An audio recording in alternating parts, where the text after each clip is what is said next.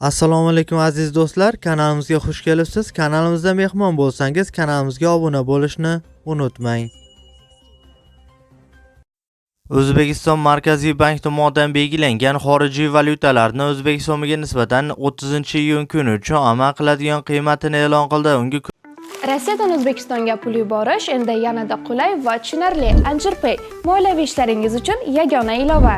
Rossiyadagi bank kartalaridan Humo, Uzcard va Visa kartalariga pul o'tkazmalari, shuningdek naqd pul yuborish xizmati ham mavjud. Kommunal xizmatlar, internet, TV, jarimalar, soliq va kredit to'lovlari 24/7 qo'llab-quvvatlash xizmati. AnjirPay Rossiyadan O'zbekistonga qulay pul o'tkazmalari. Ilovani barcha platformalardan yuklab oling.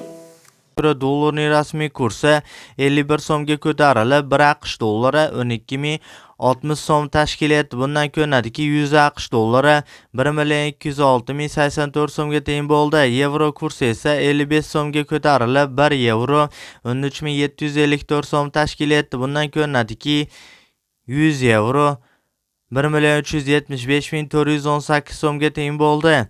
Rossiya rubl kursi esa 0.26 so'mga ko'tarilib, 1 Rossiya rubli 155 so'm tashkil etdi. Bundan ko'rinadiki, 1000 Rossiya rubli 155.000 so'mga teng bo'ldi. Qozoq tangasi esa 0.16 so'mga ko'tarilib, 1 qozoq tangasi 24 so'm tashkil etdi. Bundan ko'rinadiki, 1000 qozoq tangasi 24.860 so'mga teng bo'ldi. Eslatib o'tamiz, O'zbekistondagi har kunlik dollar, yevro, Rossiya rubl kursi hamda qozoq tanga kurslarini kuzatib borishni istasangiz, kanalimizga obuna bo'lish tugmachasini bosib, qo'ng'iroqcha bosishni ham unutmang.